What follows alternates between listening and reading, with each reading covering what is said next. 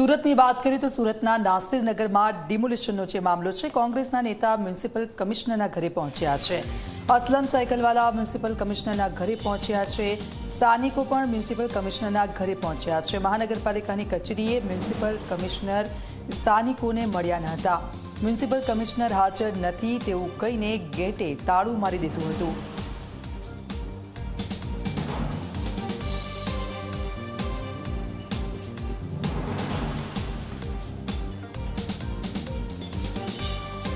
તો આપ જુઓ આખો જે ઘટનાક્રમ સુરતના નાસિરનગરમાં બન્યો હતો। ડિમોલિશન કરી દેવામાં આવ્યું હતું અને 200થી વધારે લોકો છે તે ઘર વિહોણા બની ગયા હતા। જનક બિલકુલ દીક્ષિત, આ મામલો ખૂબ જ કે આખરે 200 લોકોના ઘર કોને તોડી નાખ્યા છે? શું બિલ્ડરે તોડ્યા છે? શું કોર્પોરેશન રહેમ નજર છે? તો આ એક બહુ ગંભીર વિષય છે, કારણ કે લોકો સવારે એ જગ્યા પર રહ્યા છે। ચેતન અમારી સાથે જોડાઈ ગયા। ચેતન, અસલમ સાયકલવાલા ત્યાં પહોંચ્યા છે, કારણ કે કોઈ હાથ પકડવા તૈયાર નથી કે કોને આ તોડ્યું છે, ઘર કોને તોડ્યા છે, તો શું થઈ રહ્યું છે? ત્યાંને અધિકારી રજા પર ઉતરી ગયા છે એમાં। ચેતન જી જનક, સુરતનો આ ઐતિહાસિક ઘટના હશે જેમાં ડિમોલિશન કોને કર્યું તે હજુ સુધી જાણી શકાયું નથી। ખાસ કરીને સેન્ટ્રલ ઝોનમાં આવેલું જે નાસિરનગર છે તેમાં 100થી વધુ જે મકાનો છે તેનું ડિમોલિશન કરવામાં આવ્યું છે। આ ડિમોલિશનની જ્યારે જવાબદારી લેવામાં આવી ત્યારે ખાસ કરીને સુરત મ્યુનિસિપલ કમિશનર અને સુરત પોલીસ કમિશનરે હાથ ઊંચા કરી દીધા હતા। આપ જોઈ શકો છો આ તમામ એવા લોકો છે જેઓ હાલ મકાનની જે છત છે તે છત ગુમાવી દીધી છે। તેઓ ન્યાયની માંગ સાથે આજે ખાસ કરીને સુરત મહાનગરપાલિકાની કચેરી ખાતે પહોંચ્યા હતા, પરંતુ ત્યાં જે મુખ્ય જે ગેટ છે તે ગેટ બંધ કરી દેવામાં આવ્યો હતો અને ત્યારબાદ આ તમામ લોકોને અંદર જવા દેવામાં આવ્યા ન હતા। એવું કહેવામાં આવ્યું હતું કે જે મ્યુનિસિપલ કમિશનર છે તે પોતે સંકલનની જે બેઠક છે તે બેઠકમાં ગયા છે અને ત્યારબાદ આપ જોઈ શકો છો જે સ્થાનિક લોકો છે તે મ્યુનિસિપલ કમિશનરના જે બંગલા છે તે બંગલાની બહાર આ રીતે જે ધરણા પ્રદર્શન છે તે કરી રહ્યા છે। આપણી સાથે કોંગ્રેસના પ્રમુખ જોડાયા છે। જી, કઈ વાતને લઈને વિરોધ? જે રીતે ગરીબો સાથે 10 દિવસ પહેલા અન્યાય થયો છે, એમના ઘર લૂંટી લીધા છે, એમના ઘરની ઉપર બુલડોઝર ફરાવી દીધા છે। આજે જંગલ રાજની જેમ એક પણ ફરિયાદ દાખલ નથી થઈ। આજે ગરીબોના માટે આજે કોઈ સાંભળવા વાળું નથી। આજે શહેરની અંદર દરરોજ 2 મર્ડર થાય છે, એટલે આખું શહેર આજે જંગલ રાજ જેવું થઈ ગયું છે અને 500 જેટલા લોકોને પહેરેલા કપડે રોડ પર લાવી દીધા છે આ લોકોએ, અને એમની કોઈ વાત સાંભળવામાં નથી આવતી। 112ની સુવિધા પર અમે હજારો ફોન કરી દીધા છે, એની કોઈ કાર્યવાહી નથી કરી। આ શું છે? આ જંગલ રાજ છે। જે ભ્રષ્ટાચારી અધિકારીઓ છે, જે પોલીસ અધિકારીઓ છે, સાદા કપડામાં આવ્યા હતા, હથિયાર, દંડા, મશીનરી સાથે, તેઓની ઉપર કોઈ કાર્યવાહી નથી। આજે કોઈ જિમ્મેદાર નહીં મળે આટલા મોટા શહેરની અંદર। આજે ડેપ્યુટી સીએમનો આ ડેપ્યુટી સીએમનું હોમ ટાઉન કહેવાય। આજે આ જંગલ રાજની અંદર તેઓ સંમેલિત છે, ભાજપ સાથે જોડાઈને, આ ભાજપ અને તેઓ બધા બિલ્ડરો સાથે જોડાઈને આજે ગરીબ અને નાના માણસોને ગુનેગાર બતાવે છે અને જે બિલ્ડરો જે કૃત્ય ખોટું કર્યું છે તેને આજે એ લોકો ફરિયાદી બનાવે છે। આ જે જુલમનો સવાલ છે। આજે અમે સાથે અસલમ સાયકલવાળા જોડાયા છે, ક્યાં સુધી આ ધરણા પર બેસો? જો અહીંયા અમારે આજે ના છૂટકાવું પડ્યું। શહેરના ઇતિહાસમાં શહેર કોંગ્રેસે પ્રથમવાર મ્યુનિસિપલ કમિશનરના ઘર પાસે ધરણા કરવાની ફરજ પડી, એટલા માટે કે આજે નાસિરનગરના વસાવતીને 11 દિવસ થઈ ગયા, એમને ન્યાય મળતો નથી, જવાબદાર અધિકારીઓને સસ્પેન્ડ કરવામાં આવતો નથી અને આજે અમે કોર્પોરેશન 1.5 કલાક ધરણા કર્યા। જ્યારે રજૂઆત કરવાની વાત થઈ, સવારથી અમે કમિશનરને કહ્યું કે એના પીએને કીધું હતું કે અમે આવવાના છે, તેમ છતાં કમિશનર હાજર નથી, કોઈ જવાબદાર અધિકારી હાજર નથી, જાણે મનપા ને બિલકુલ એકદમ એ છોડી દીધું। એના કારણે ના છૂટકે ગરીબોના ન્યાય માટે અમારે અહીંયા આવવાની ફરજ પડે, શાંતિથી બેઠા છે ગાંધી ચિંધ્યા માર્ગે। ગાંધી ચિંધ્યા માર્ગે અહીં જે સ્થાનિક લોકો છે તે બેઠા છે, સ્થાનિક કોર્પોરેટર જોડાયા છે। જી, ક્યાં સુધી બેઠશો? આ તો આંદોલનમાંથી જન્મેલી પાર્ટી છે, અંગ્રેજોને સામે લડનારી પાર્ટી છે, દેશને આઝાદી અપાવનારી પાર્ટી છે। શાંતિથી અમે જ્યાં સુધી આ ગરીબોને ન્યાય નહીં મળે, ઘર વેણો લોકોને ઘર નહીં મળે, ત્યાં સુધી અમે આંદોલન ચાલુ રાખશું। કોંગ્રેસ સતત રસ્તા પર રહેશે અને ગરીબ વંચિતો લોકો સાથે રહેશે।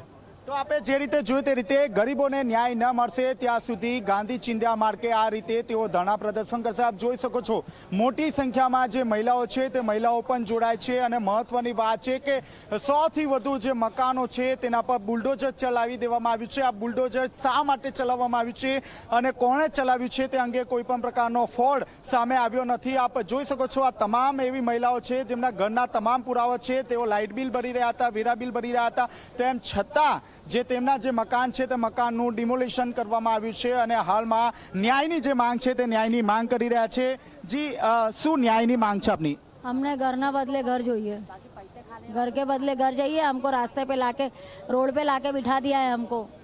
ना हम घर के दे बोलते ना धोबी का कुत्ता, ना घर का ना घाट का, वैसा हमारा हाल हो गया है। આપની સાથે અન્ય પણ મહિલાઓ જોડે છે। જી કઈ વાતને લઈને વિરોધ?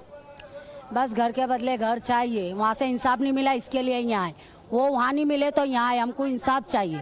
हाँ, हम निकल जाए। हम घर बिना बैठे 11 दिन हो गए हमको। घर बिना बैठे ले हम लोग, बच्चों का स्कूल मदरसा सब हमारा जा रहा है। આપ જોઈ રહ્યા છો હાલમાં જે પોલીસ છે એસીપી કક્ષાના તમામ અધિકારીઓ અહીં પહોંચી ગયા છે અને જે સ્થાનિક જે નેતાઓ છે, જે સ્થાનિક લોકો છે તેમની સાથે રકઝક ચાલી રહી છે। સીધા દ્રશ્યો આપ જોઈ શકો છો।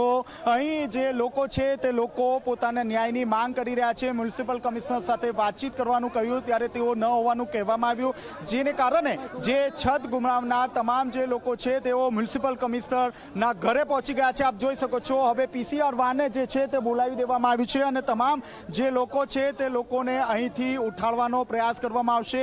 પોલીસ દ્વારા સમજાવવાનો પ્રયાસ કરવામાં આવ્યો છે પરંતુ તેઓ કોઈ પણ ભોગે સમજવા માટે તૈયાર નથી, કારણ કે 12 દિવસથી તેઓ ઘરની છત વગર રહ્યા છે અને હાલમાં જે ન્યાય છે તે ન્યાયની માંગ કરી છે અને વૈકલ્પિક જે વ્યવસ્થા છે તે વ્યવસ્થા કરવા માટે જણાવવામાં આવ્યું છે। આપ જોઈ શકો છો મહિલાઓ રસ્તા પર બેઠી છે પોતાના જ ઘર માટે।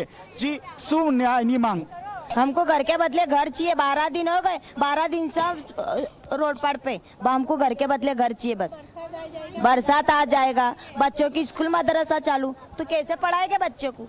बच्चों का मैसेज आ रहा है, कैसे पढ़ाएंगे बच्चों को?